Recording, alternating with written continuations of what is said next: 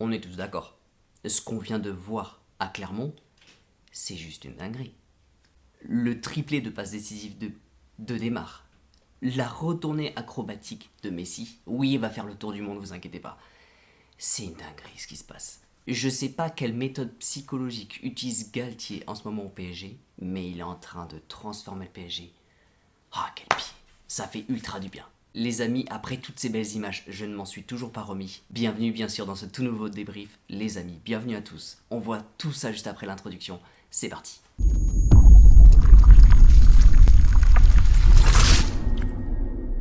Ce que je vais faire dans ce débrief, c'est que je vais d'abord vous parler du fond de jeu, de la manière dont Galtier procède justement pour faire avancer son équipe dans le bon sens, montrer un petit peu la méthode qu'utilise le PSG pour humilier clairement ses adversaires en ce moment. Après, ce que je vais faire, c'est que je vais faire un point de vue général par rapport à toute l'équipe qu'il y avait durant ce match. Et à la fin, je vais vraiment évoquer le retour de Kylian Mbappé. Parce que maintenant qu'on a un duo complètement incroyable, Neymar et Messi, forcément, au bout d'un moment, Mbappé va faire son retour. Et du coup, comment ça pourrait se passer? Franchement, je vous le dis direct. Quand je vois aujourd'hui le PSG, quand je vois les scores qu'ils mettent, aujourd'hui, j'ai l'impression que Galtier m'a donné un tout nouveau PSG. L'année dernière, on s'est vraiment ennuyé. Cette année, j'en prends clairement plein la gueule. À la fin de chaque match, la seule chose que j'ai envie de faire, c'est juste d'avancer le temps et d'aller voir le prochain match. Ou tout simplement pendant toute la semaine qui va arriver, regarder les replays du match que je viens de voir. C'est juste incroyable. Le match d'avant, Neymar met un coup franc direct. Sur ce match-là, c'est une retournée acrobatique de Lionel Messi. Aujourd'hui, je vous le dis, je vois un PSG quand même transformé, je vois une nouvelle équipe, je vois un collectif ultra huilé, je vois une équipe, ils avancent tous dans le même sens. Je sens que le PSG va aller ultra loin, enfin après ça reste un ressenti, et je sais il y en a énormément qui restent sur leur position et qui se disent justement attention ça n'est que le début, attention ça n'est que Nantes, attention ça n'est que Clermont.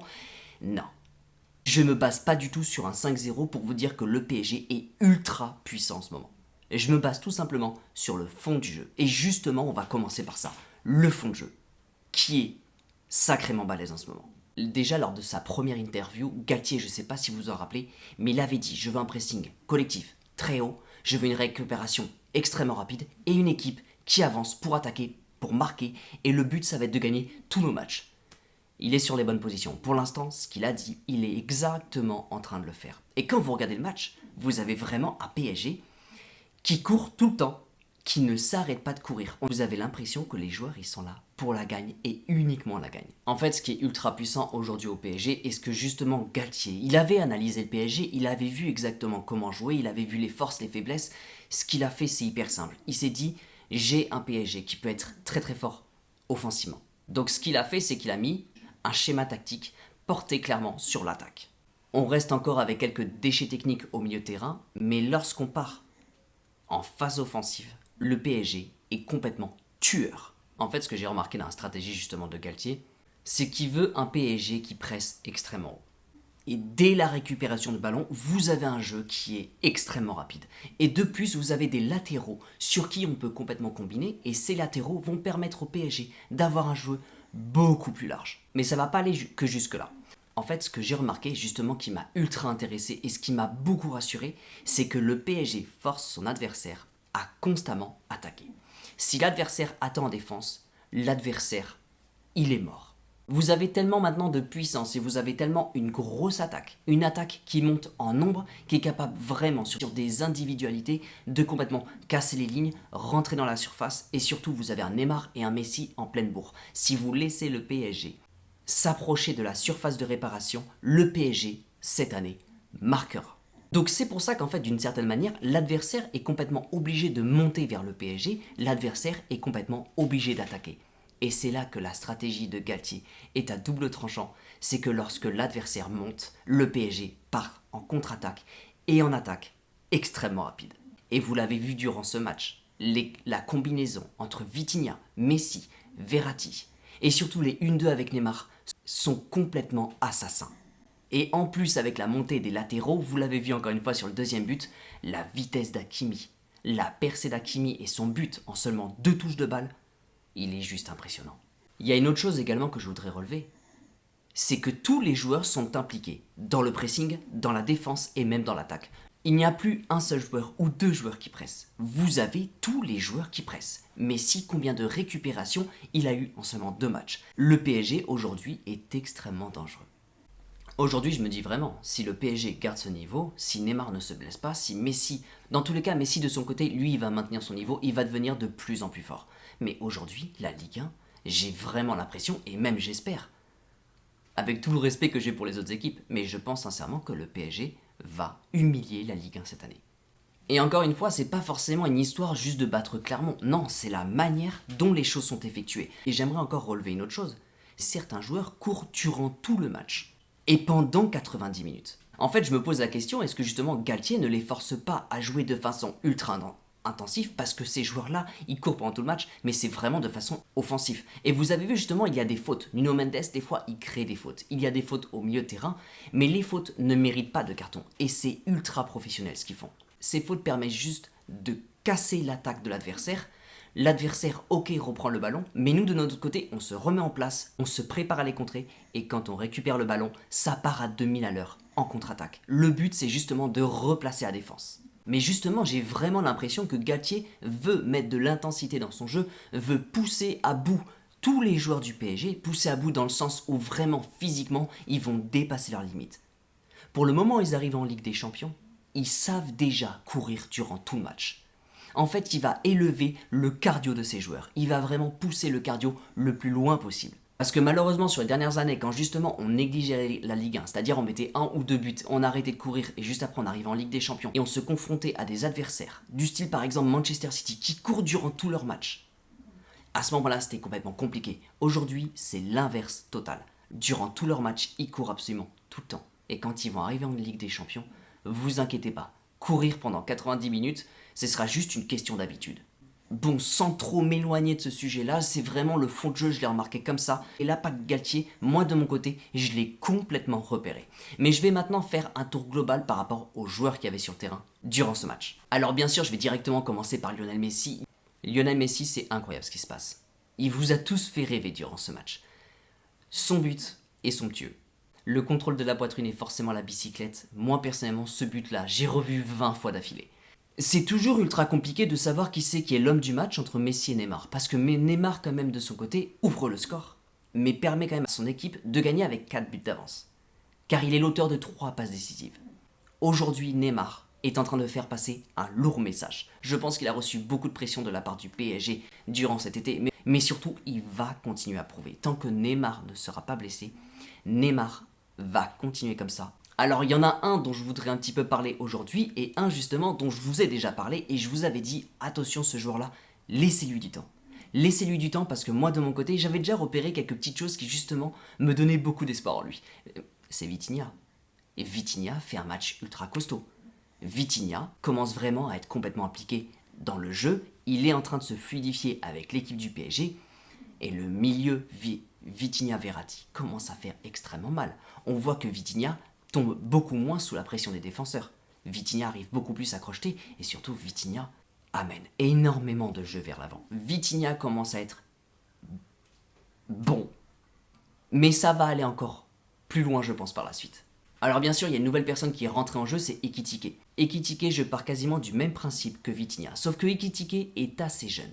Alors oui il a complètement manqué sa frappe. Le seul problème c'est que Ekitike rêve du PSG. Quand vous faites votre entrée en jeu au PSG, que vous jouez aux côtés de Neymar et Messi, et qu'à un moment vous tentez un 1-2 avec Neymar ou Messi, je sais plus exactement lequel lui a fait la talonnade, je crois que c'est Neymar, et qu'à ce moment-là vous avez une opportunité de frappe, je pense qu'il y a eu énormément d'adrénaline qui est arrivée à ce moment-là. Oui, il aurait pu faire la passe, mais il a voulu tenter le coup. Ekitike, normalement, il va y arriver. Ça va prendre du temps, mais c'est normal qu'il y ait du stress au début. Encore une fois, il est assez jeune, il arrive dans le club dans lequel il voulait jouer depuis longtemps. Ça va se faire progressivement. Alors vraiment, pour clôturer l'aspect du groupe, il y a une chose sur laquelle je voudrais énormément insister, et Galtier joue beaucoup là-dessus. C'est qu'en fait, je ne sais pas si vous avez remarqué, mais souvent quand il y avait une nouvelle recrue qui arrivait au PSG, on inventait beaucoup d'excuses pour se dire pourquoi ce joueur-là n'y arrive pas au PSG. Aujourd'hui au PSG, vous remarquerez que l'adaptation de Galtier au PSG a été tout simplement ultra rapide.